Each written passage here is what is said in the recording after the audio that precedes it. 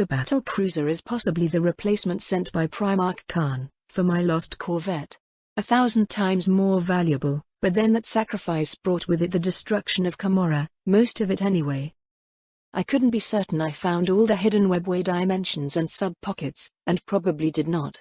However, raids and mass blood and pain sacrifices would certainly cease, and the proof was my astropath choir that hasn't reported more Dark Eldar raids anywhere in 10,000 light-years radius. The galaxy is much larger, but attempting long-range calls always killed an astropath or more. They did report an attack by a Chaos Warband calling themselves the Company of the Shadow on the world of Mortain, before the desperate plea was suddenly interrupted. I made note of it, but I wasn't close nor had any lamenters ready for a large-scale action. 2 more companies were training as aspirants, the training grounds only 50 kilometers away from their homes in the Blank Town, where they still had more tech priest lessons and family matters to attend. Overall, the Codex Astartes wasn't bad at all, especially for training regimes and weapon practice. It was actually quite the work of a genius. Most of the tactics and strategies thought out by Primarch Guilliman were also good, and in some cases exceptionally brilliant. The tactics were also limited, and would not account for moral or out-of-context problems, and nearly nothing to counter chaos and its insidious infiltration. Mental mantras and regular checkups by the librarians and chaplains, well, those were exactly the psychers most likely to fall to chaos. As for 2-ton Astartes in power armor piloting fighters and gunships, that was rather stupid. Not to mention piloting ground vehicles with more armor than their own. What was even the point to train brutally effective warriors, designed to break through enemies' lines and engage in close-range combat, and then waste them as glorified gunnery servitors or tank drivers? You could take for example a 4-wheel drive Taurus car, and emplace a tarantula automated turret on it. Then build millions of them, to be used by the auxiliary troops to support deep strikes with heavy bolters, las cannons or even missile launchers. That lost STC template did find itself on the data slate I gave to Primarch Khan, who was known to prefer rapid assaults or harassment on bikes, land speeders and other mobile vehicles. Astartes were never meant to serve as frontline troops, battling hordes of Xeno or Chaos invaders while outnumbered 1,000,000 to 1. Boarding ships, breaching bunkers and command centers, fast raids on munition depots or fuel supplies, and target killing of enemy leaders and their officer staff. Those were the best way to use Astartes, not as mobile turrets. If you wanted mobile turrets, build damn mobile turrets. And this guy in front of me was the perfect example of that close-in combat doctrine, and possibly sent to impress me or something. I wasn't that easily impressed though of course I admired the man for his centuries of honing the sword. Maybe I can get him to teach me? And my people too. I can only ask.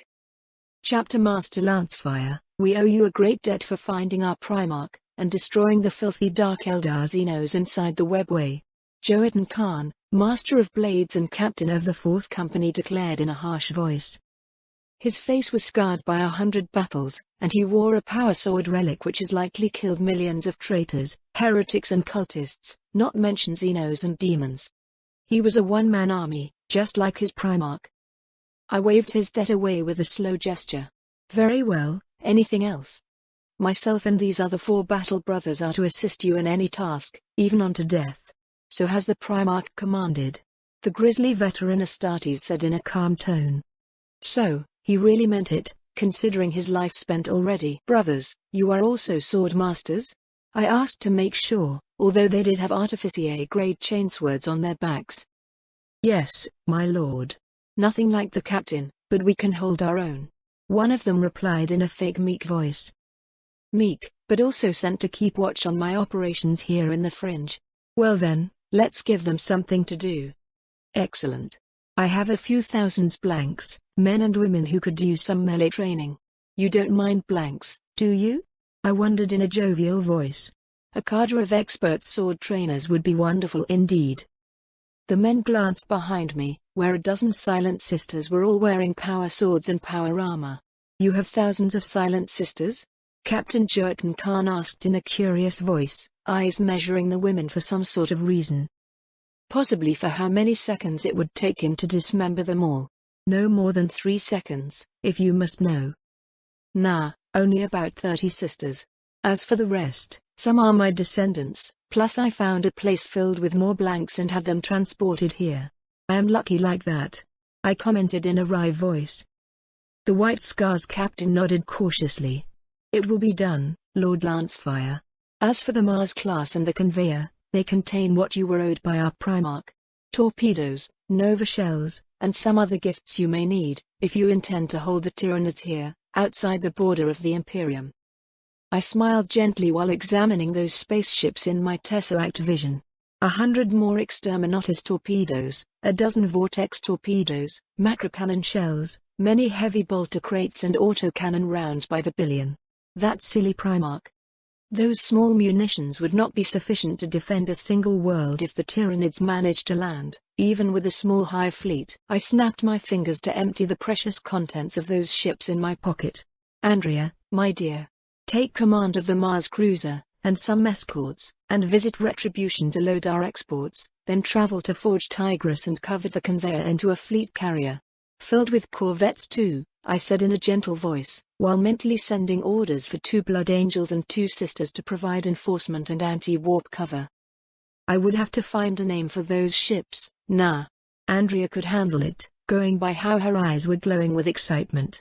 She ran off, followed by her retinue. I think the Blade Master blinked, observing how those 2 sisters were the only ones not pregnant. I may be charming and all, but 28 of 30 sisters was the best I could manage, even after years of constant interaction and showering the poor muted women with kindness and gifts. Then again, those 2 sisters Dahlia and Sophie, were in their 60s when we met, bitter and worn out with age and battling horrors. They looked like 20 years old now, and will likely never die of old age anymore. Those chronoblades were quite a cheat, as were the xenohexagram necklaces.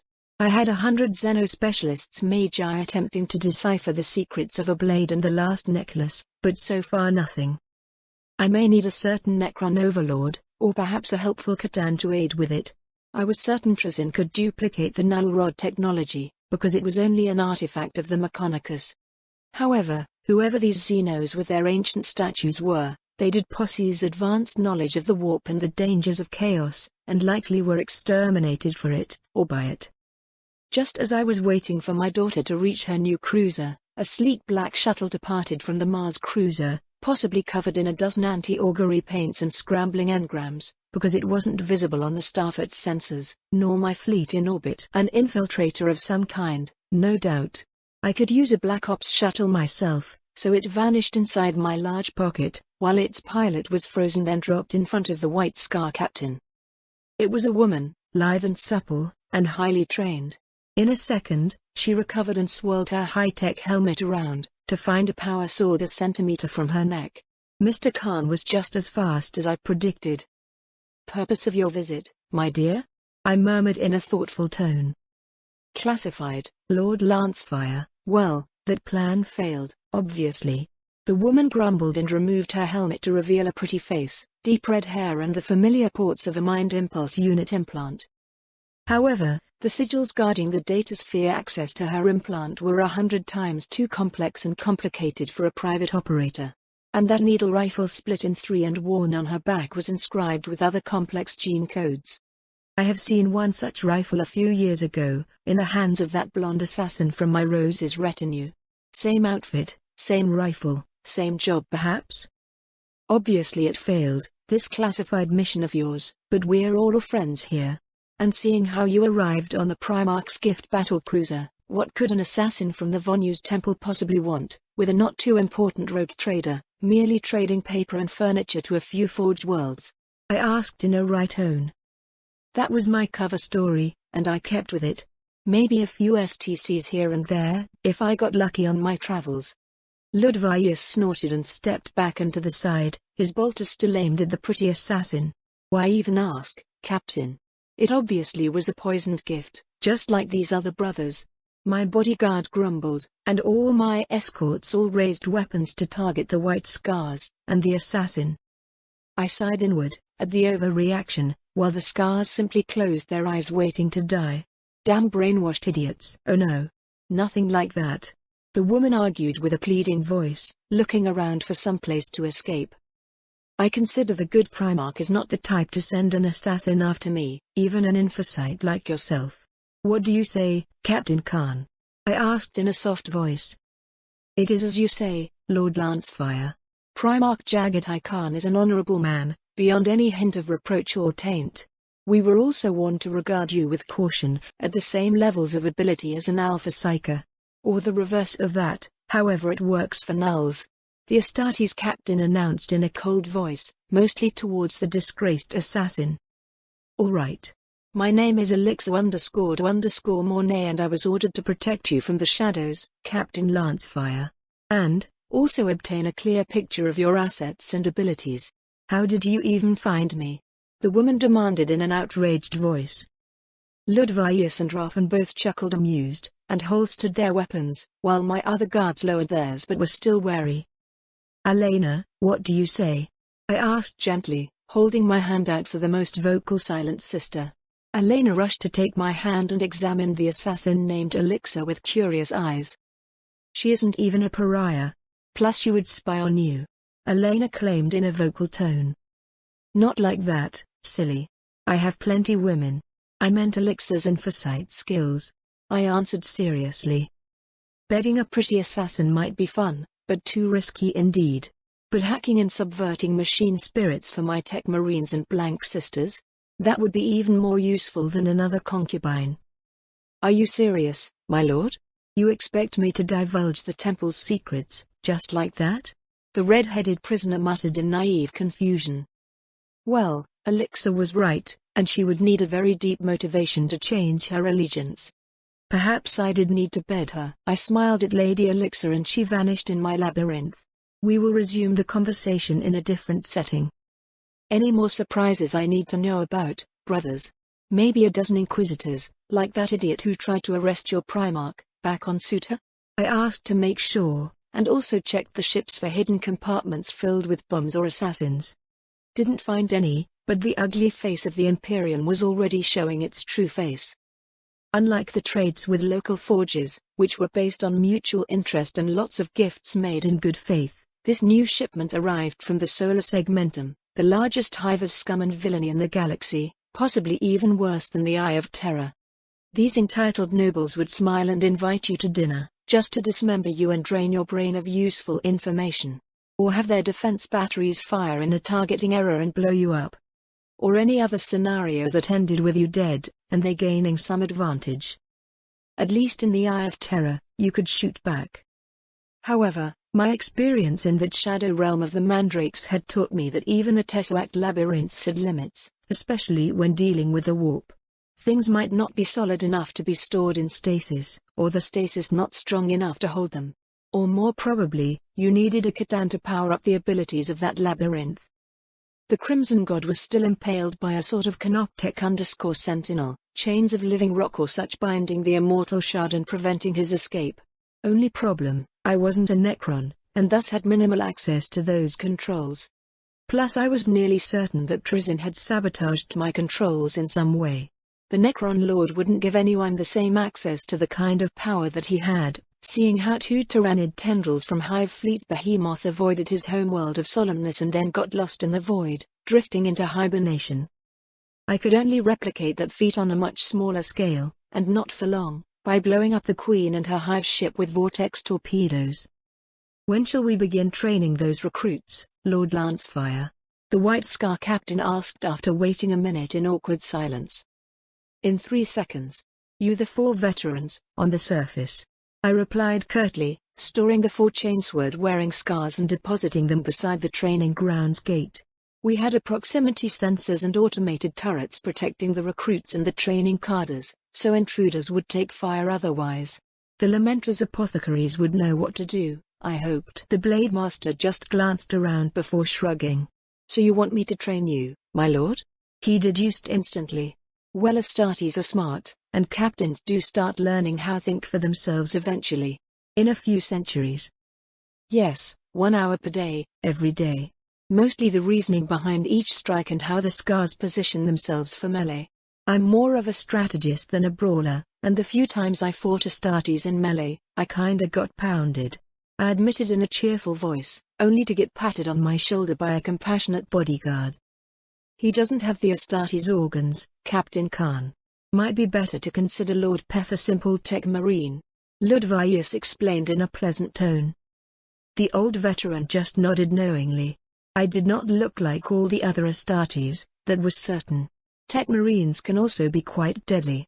Especially in a good armor, like Master Lancefire has. That shoulder-mounted storm bolter, you can aim it with your mind implant, right? Target the eyes or the joints?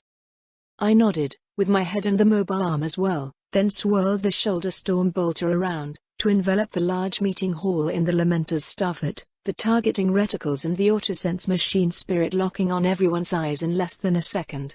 Perhaps a good tech marine was indeed deadly, if he could gain access to top-level gear like I had.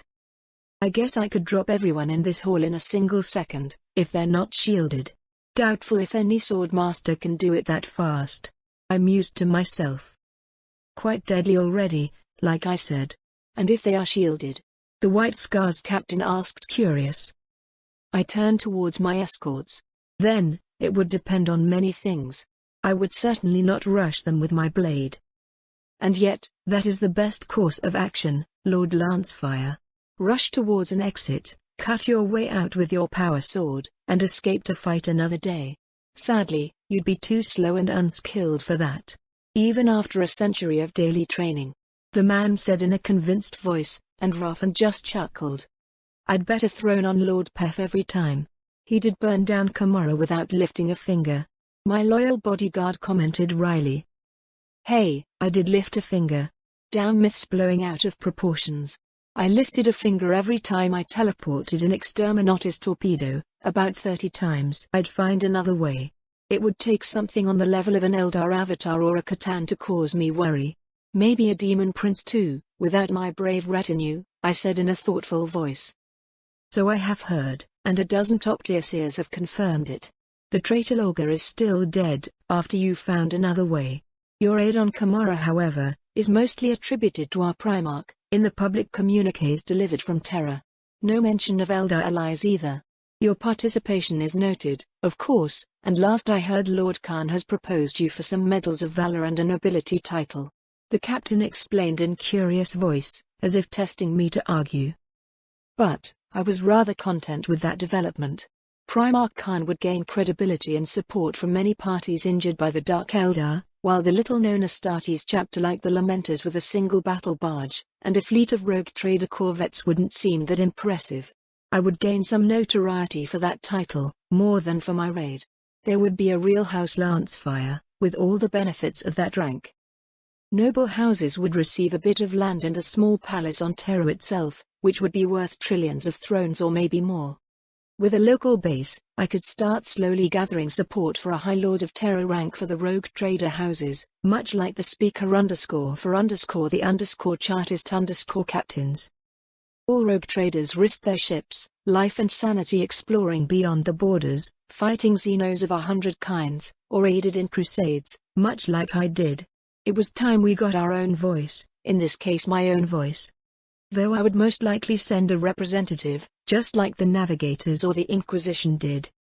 Still, this would mean making contact with some other famous rogue trader dynasties, and convince them to work together.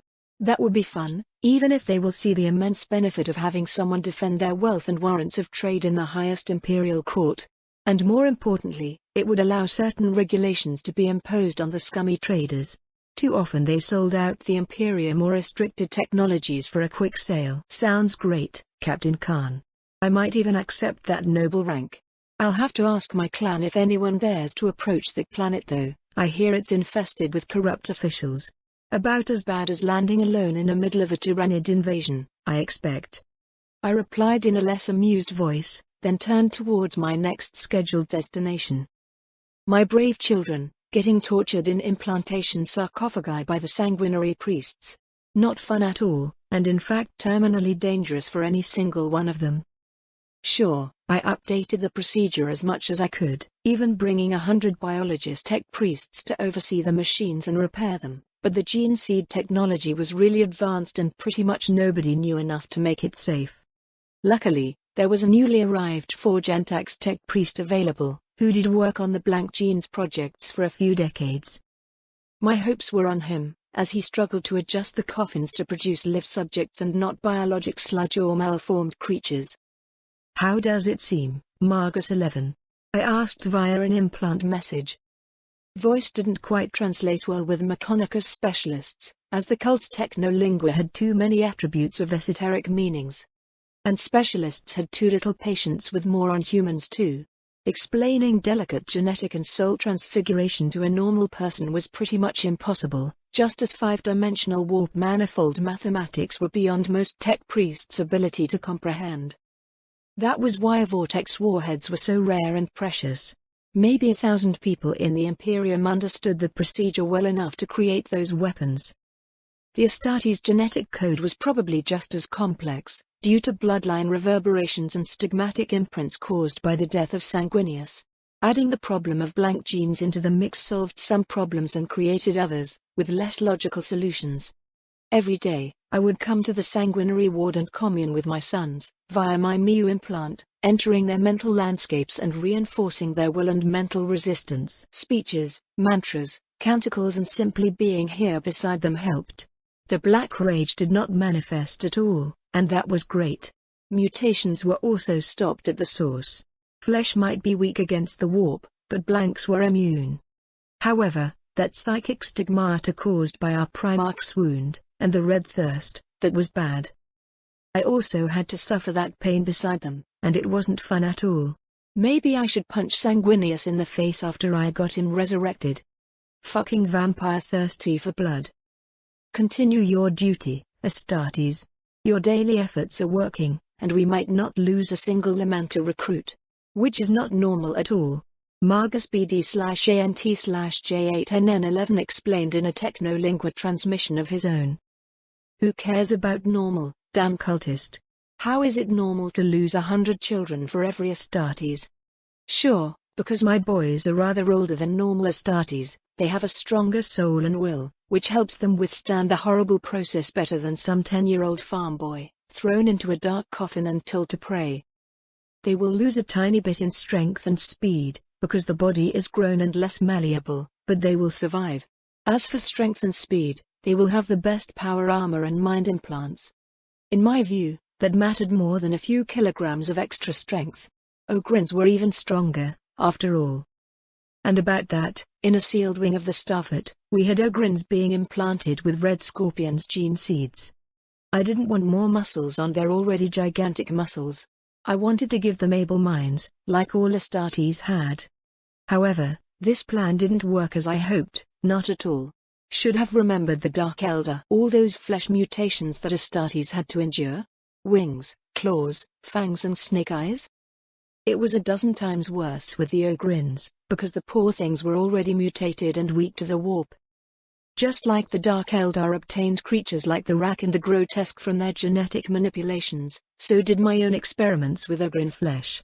All I could do was take their lives with my chronoblade, and attempt to store their souls in a prism like Soul Trap. I failed to do that either, because I'm not a Dark Eldar Archon like Velocian_Sithrak, the former owner of this artifact. Well, in time I would learn all their secrets, unless I died somehow. Even then, there would be methods to revive myself, from discarding the failed timeline to blood sacrifice or cloning my body and restoring a backup mind from storage. If Fabi Aspal could clone Horus or Ferrus Manus and even the other Fulgrim, then I could do it too. I just had to learn as much or more than the portraitor without limbs. Perhaps I could even use that same knowledge as a start, by downloading his memories. Something to think about, and decide later. I still had time till the ruinous powers would manage to gather enough forces for another Black Crusade, and I could hamper their efforts even more, by burning demon worlds or fallen night planets or hell forges. My Zeno artifacts vanished in my dimensional pocket, as Margus 11 entered the Ogrin ward to examine the specimens. A burst of data engrams flashed as his auto-senses measured the room and the dead Ogrin corpses. Another failure, another day. He might have said, if the technolingua translation was correct. Probably not. I held out my hand and a Drukhari hex rifle appeared. This weapon fired some kind of vitrification virus called the glass_plague, turning anyone into glass, and giving them a true death. In my other hand I had a canister containing the counter-virus, which would certainly be needed when these mad scientists experimented with the xenovirus. I want this weapon examined and duplicated into a Mechonicus format, then tested on orcs. You will join Juggler and his team at their fungal research outpost in the Oblivion system. Make sure to duplicate the counter-agent first, before you play with the Doomsday weapon. I had a young sister named Ordella_Grendoth assigned to that remote and classified star system to protect the biologist researchers against demons and warp intrusions.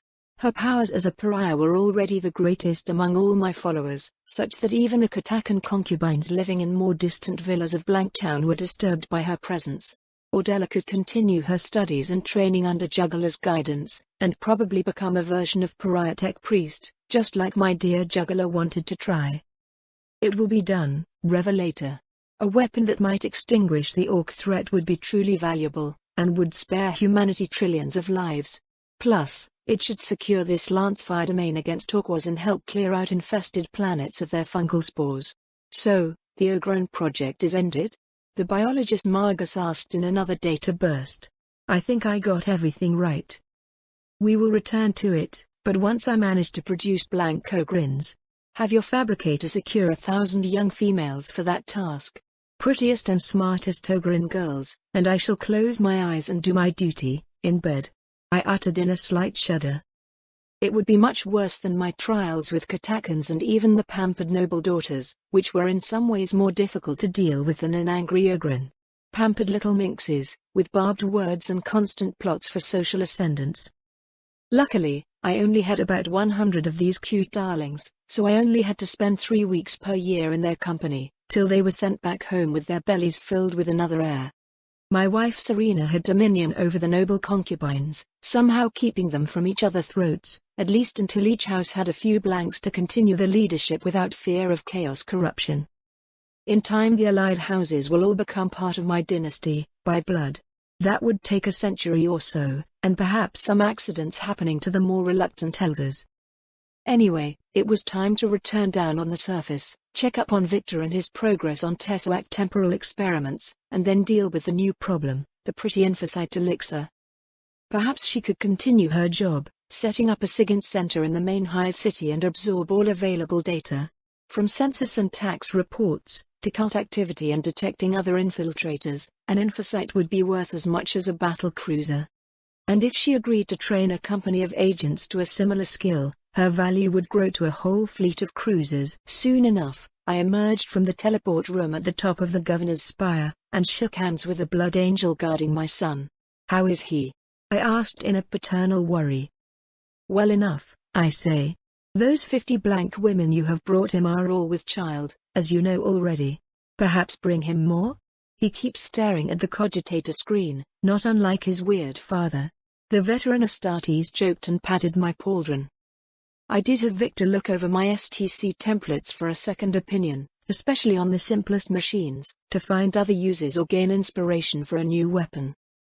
So I entered his personal quarters, to find it slightly eaten by his 2 wolves, pillows and bedding shredded by playful animals, while Victor was lost in reverie in front of the cogitator holoscreen. Romulus and Remus, bad dogs. Get out in the garden now. I grumbled and pointed at the balcony door, leading to a suspended garden with lawns and trees. Nobles did have nice perks, even in 40k. Both wolves mewed, caught in the crime and acting like sheepish children. Then Romulus ran to press the green button for the door while Remus rushed outside howling for freedom. The howl woke Victor up, and he turned to see me and his Astartes watch him in amusement. What? I never wanted a wolf, let alone 2 of them. Look what they did to my place. My boy complained like a kid. He was obviously my kid, so I didn't comment. Plus Victor was right, wolves were not made for indoors. Wait on the balcony, Astartes. Play with the wolves if you want. I told the bodyguard while I sat on the plasteel block beside my son's armchair. A minute later, Victor brought up the newest invention of his, an alteration of one of the many vehicles I had remembered and roughly drawn out for his perusal. This mine-clearing tank from Old Terra. We could use the concept for melee battles, instead of chainswords. Also, For important gates defenses, only the drums spinning to butcher armored attackers with power flails. Vehicles wouldn't have this kind of energy, except those powered by atomantic reactors, but for fixed positions with their own power generators it should work. Maybe even for defending starship corridors, right? Victor proposed and brought up a few concept designs, based on weasels, chimeras and Makaras tank chassis.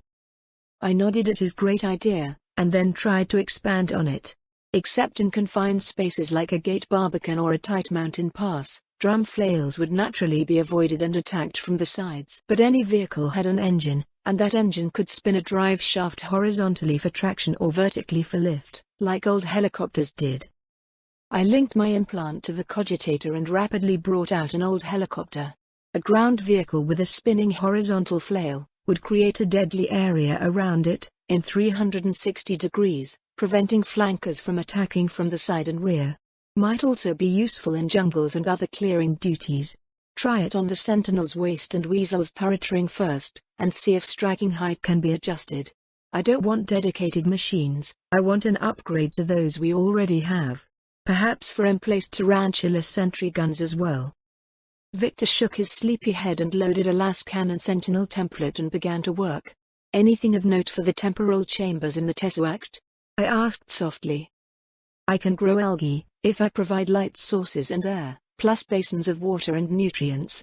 Only tried at twice speed of normal time flow, and it's already getting out of control. Couldn't even germinate plant seeds.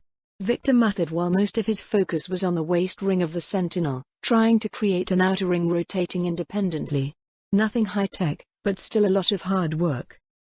I copied his initial design, to offer to my forge as a broken STC pattern found by one of my ships while exploring the outer fringe. We didn't find STCs there, only alien species and more orcs and tyrannid splinters. Soon enough Win_S_world would come under attack from such a splinter, and I planned to interfere. There was an Astartes chapter based there, which would be a shame to let perish. The Dragon_Lords were here beyond the Imperium border on the same mission as my Lamenters, trying to defend humanity from the deadliest Xenos prowling at the edge of the galaxy. Just for that, I would save them and support them. There were billions of stars in the fringe, and not enough ships and troops to patrol it. Not yet. An hour later, I arrived back in my own villa in Blanktown and set up one small apartment for my new guest, including a bank of cogitators, and a small clade of tech priests with knowledge of datasphere warfare and the special runes of engineering, a rather complex religious protocol for establishing a monitoring station, on par with a night suit of battlefield awareness. Then I retrieved Elixir and her Infocyte gear from her stealth shuttle. You will live here from now on, my dear Elixir. I want a signal intelligence operation prepared, to monitor this star system for infiltrators and other dangers. You can do that, right? I asked gently, and patted her silky hair. It was cut kinda short, but that probably made sense if she needed to wear a sensorium helmet and other devices like that Signum transceiver antenna. But, oh my god Emperor, so many cogitators. I can really work from here. The woman exclaimed in surprise then joy. Yes, you will. And these nice tech priests will look over your shoulder constantly, making sure my house and the Astartes chapter are not endangered by your actions. My own rooms are down the hall, it says Pef on the door, I continued after a few seconds, watching her enthusiasm drop visibly at the new regulations. That's not so great, Elixir murmured in a sour tone, glancing at the creepy cyborgs with suspicion. Dinner is in 3 hours, until then make yourself at home. I'm certain you can manage locating the shower and the wardrobe. I added as I walked out, only to find Ledvius and Canis watching me with cautious eyes. I ignored their obvious displeasure and began mentally selecting a dozen daughters from the local merchant concubines for Infocyte training. The girls need not be blanks, only smart and disciplined. Well, maybe one blank at least, just in case. The information they gathered would also help increase revenue from better taxation and resource management, plus they had local knowledge of industries and general trends. Perhaps give them a special name, like the Obsidian Auguries. Yes, that will be conveniently vague and allow a certain degree of mystique and fear when they produced an identification tag plated with black obsidian. Pretty sure everyone else would just call them spooks, but that was only natural. Technology was similar to magic in this universe, and the Necrons managed to beat gods using only advanced science, with no war powers at all. Humanity will need a long time to reach the same heights, even if they had examples of advanced xenotech or human archaeotech practically littering the galaxy. There just was not enough education to make use of these artifacts, not to mention constructing new technology of the same capability or better. Woof? Canis asked in a small voice. Yes, my genial friend. Today we do like we always do. Sit at the cogitator and tinker with more STC patterns. But no more meat dispensers templates. I explain and ruffled my wolf's hair with my hands. Woo? Woo. The Fenrisian wolf complained and glanced at his paw-print food dispenser, which already had a dozen types of meat. There just wasn't any more room for more food storage, as the room next door was now transformed into a large pantry filled with meat pellets and crunchy bones. Ludvius snorted at our antics and sat down on the plasteel dais, bolter aimed carelessly at the balcony door. That would be the most obvious point of entry for any intruder, although it wouldn't be just as easy as it seemed. I knew many people or not people might want me dead, so I took precautions. 3 hours passed in a flash, simply tinkering with more automated turrets and flying drones. I did not intend to drop my troops into ambushes or hostile landing zones, losing a good part of them before they could regroup and counterattack. Wouldn't it make more sense to drop 1,000,000 turrets and clean up a large enough landing site? Here I had the template of the classic Astartes drop_pod, more importantly the Deathstorm and support variants, those that did not carry troops but onboard turrets. Sure, these things were massive, highly armored and of course, hugely expensive. It was actually cheaper to deploy 5 Space Marines with 5 heavy bolters than one of these monsters. They would also run out of ammunition pretty soon and then just lay there, millions of thrones expended for little gain and immobile. Perfect for orcs to dismantle and arm themselves with perfectly good weapons of the best quality. No, what I needed was a cheap version, armed with a twin multi-laser, and a las cannon version for hard targets like vehicles or power armor, perhaps one with a spinning flail for close defense. Naturally, these autonomous turrets could have more armor than the mere 10 mm of plasteel in the original template. It would depend on the forge resources, but at least 10 cms of armor would be possible without making them too heavy. Perhaps even ceramite plates. Drop those in a series of concentric rings, and a single dedicated light cruiser could transport and unload the equivalent of 20 regiments of firepower in a concentrated pocket. Soon after, insert tech priests and servitors to repair, refuel and clean up the debris, before landing mobile forces. Sure, a cargo ship could carry even more drop pods. The problems begin when encountering enemies. From raiders and pirates, to harassing corsairs or traitor warships, to full orbital blockade or a tyrannid swarm on approach, it is much better to have a light cruiser actually deploy the drop pods. It is much faster, has better armor and guns, but most importantly is faster. Pretty much why all Astartes use strike cruisers to deploy drop pods filled with powered armored brothers in emergencies. This also carries the risk of troop pods getting shot down, or the limited Astartes numbers surrounded and destroyed by overwhelming defenses. And if you landed say Chimera infantry transports, they could just carry these tarantula turrets on top of their hull, and connect their power lines to the internal generator. Mobile turret obtained. Or just place them on wheels and drag them into new fortified lines as the front lines moved, much like General Rommel did in Africa during World War II with his 88mm cannons. The best thing was the ability for rapid defense of compromised positions, simply dropping these turrets in front of a hive city or an important manufactorum.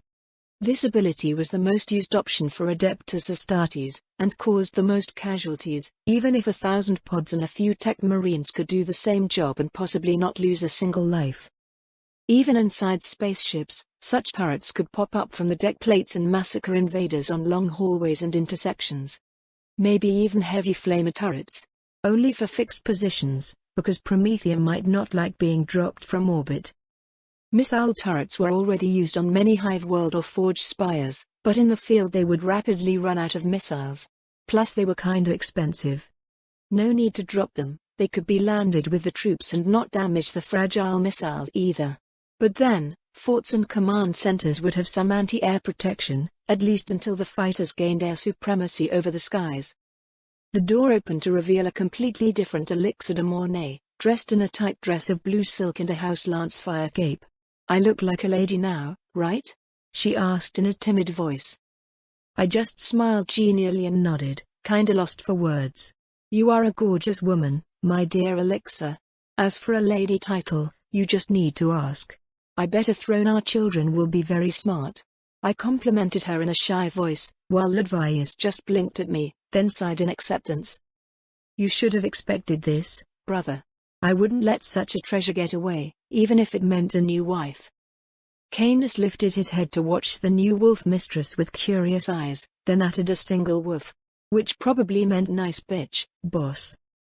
"What? How can you just propose to me?" she exclaimed in a rather outraged voice. I just shrugged and rose from my adamantium chair to peek closely into her blushing face. "Common sense, Elixir. You will have access to the House Lancefire secrets, thus you need to be part of my house. You would not betray your family and children, but instead work hard to keep us safe. I'm thinking to call your Infocyte Clade the Obsidian Auguries. Keeping watch from the shadows, for agents and subversion from other houses, cultists or Xenos," I explained as I reached the door and offered my elbow. She blushed even harder as I escorted her to dinner, still grumbling at her new fate. "I didn't even say yes," Elixir concluded as we reached the dining hall. I smiled inward and outward. She didn't say no either. "Everyone, this lovely lady is Elixir, our new spymaster." I presented her to my wives, a few of my children and a few apothecaries who usually joined me at dinner. "She is all flustered and red, Daddy. Did you bed her already?" Talia asked with an innocent 8-year-old voice. Elixir coughed in surprise, while Decimar glared at me for a second, before approaching us with a queenly pace, slow and majestic. "Well, she did oversee like 1,000 star systems for me, and acted as a rear admiral for 1,000 spaceships for our rogue trader dynasty." "Quiet, Talia. Hannibal, stop giggling. Ludvius, stay by the door," my sweet wife ordered, returning the room to silence. Then Decimar poked Elixir's forehead, watching her reactions shift from social awkwardness to a combat posture, the mind implant powering up for extra speed and auto senses. "At least Lady Elixir has decent training. We shall see about other duties, after your apothecaries and nurses finish the medical examination." "Vindicare Temple?" Decimar continued with a frown. Classified." Elixir answered with a wary glance towards me. "Probably shouldn't blurt out her secrets, if I wanted her to keep mine." Hef's mother was a Vindicare. Good assassin too, Lady Justine. Killed Fulgrim in her last mission. Decimar explained in a softer voice, and gave me a short kiss, before returning to her seat. "Daddy is better though. He killed Lorga and didn't even die," Talia commented wryly, and without any tact. I sighed audibly and sat down to eat. This looked like one of those dinners. After the meal, kids were sent away for evening lessons with their non-combatant Adeptus Sororitas teachers, those that myself or my sons have managed to seduce and bring them over from their Salvation Cardinal world. Once the sisters were part of our extended family, their loyalties shifted enough, so I wouldn't have to worry about getting doused in promethium for the slightest mistake. Just like I hoped with Lady Elixir. "Say Decimar, which Forge worlds should we trade with next?" "I'm thinking Gulgarad and Iridial. We can afford to donate some adamantium and blackstone, in exchange for more sentinels, and 1,000,000 of tarantula turrets." I proposed to my main wife, and ignoring her suspicious look towards Elixir. Decimar sipped some of her too sweet wine while pondering, running estimations on her own implant. "Just 1,000 tons of blackstone, and a megaton of adamantium.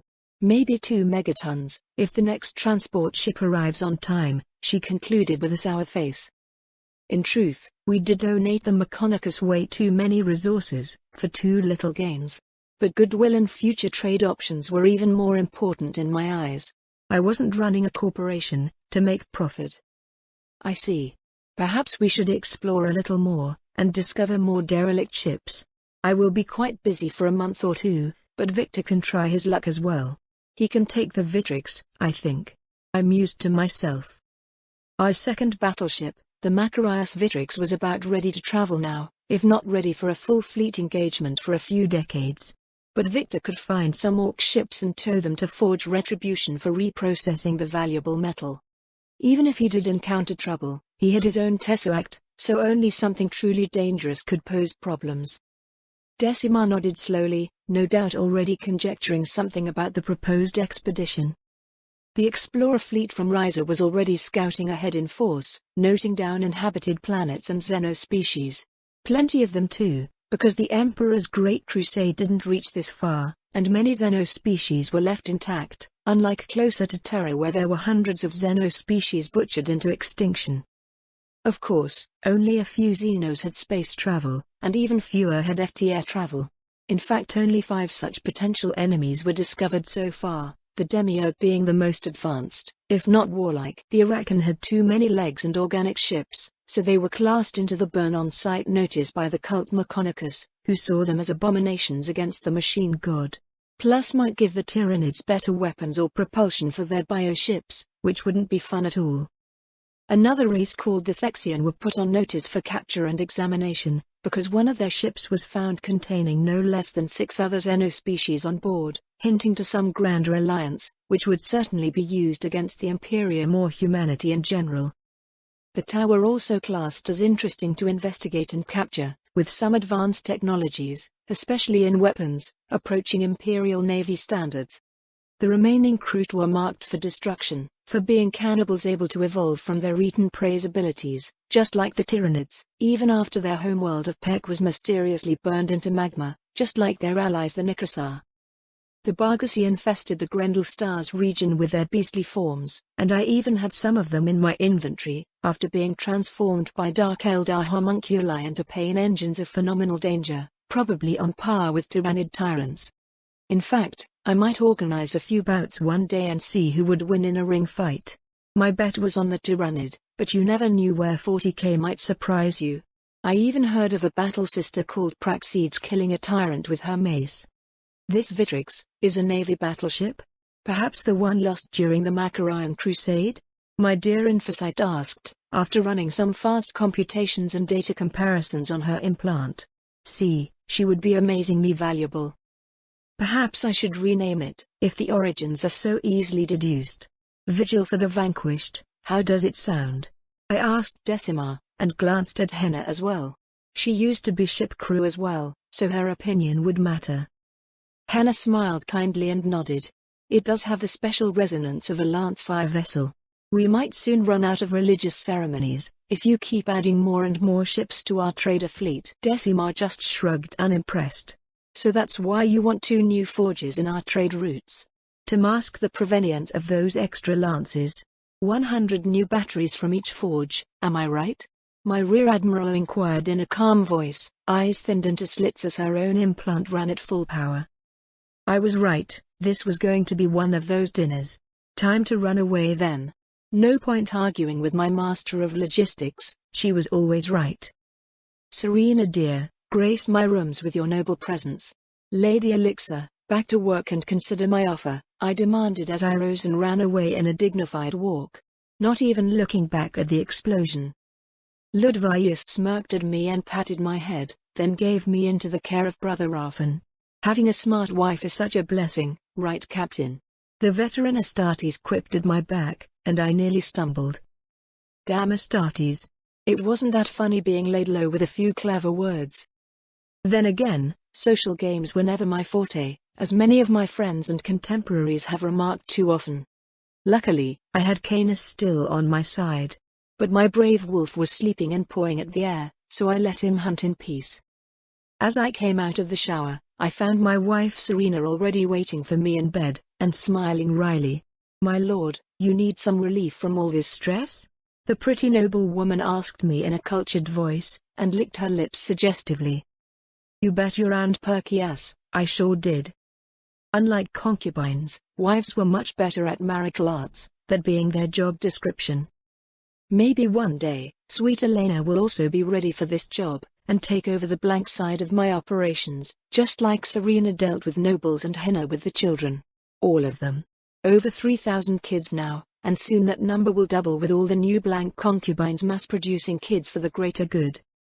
My 300 blank sons already in the Astartes training all had at least 300 kids of their own, but much fewer blanks.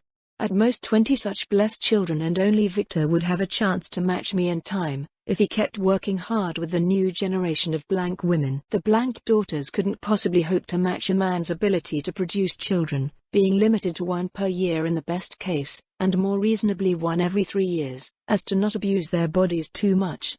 And because cloning blanks often produced monsters that had to be cleansed with orbital strikes, we couldn't even use their extra fertile eggs except for blank machine spirits.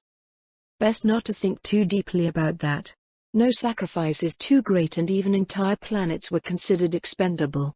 I know, because I've burned quite a few planets myself. So, much later I woke up to find Elixir entering my room led by the hand by Decima. "Husband, I have reached an agreement with your new wife," she explained in a slightly warmer voice. Canis woke up and yawned wide enough to devour a wife or maybe two in one gulp. "Woo?" "Yes, Canis, we're family now," Elixir murmured shyly. The space wolf nodded wisely and went to pour himself water. "Any conditions I should care about?" I wondered as Decima sat down in her armchair to watch the new show, while Raffen glanced at the balcony window. "Not for several decades, Lord Pef. But my services were not actually lent for an unlimited duration, by my employer. Even Primarchs only have so much power in the current Imperium," the Von News Temple Infocyte explained demurely as she undressed her medical gown. I sighed inward in agreement, and I drew the bedding cover aside. My new wife examined my muscles with amazed eyes, and gulped for some reason. What? I had demigod genes now, and it showed. "Close your eyes and think of holy terror," I quipped as Elixir climbed cautiously on top of me. She snorted but did close her eyes. "Let's hope I didn't make the greatest mistake of my life, oh God," sweet Elixir exclaimed as was impaled on the holy spear of Sanguinius. "Just like that, dear. Think harder," I commented amused. We thought long and hard about terror, both of us, with Decima giving us new ideas to meditate on, every few minutes. I think Decima was recording this deep meditation for posterity as well, just in case I got too many Sisters of Battle to follow me, and might need to project my life's exploits on a pict screen the size of a mountain. Poor sisters were always dreaming of martyring themselves, so why not on a holy spear?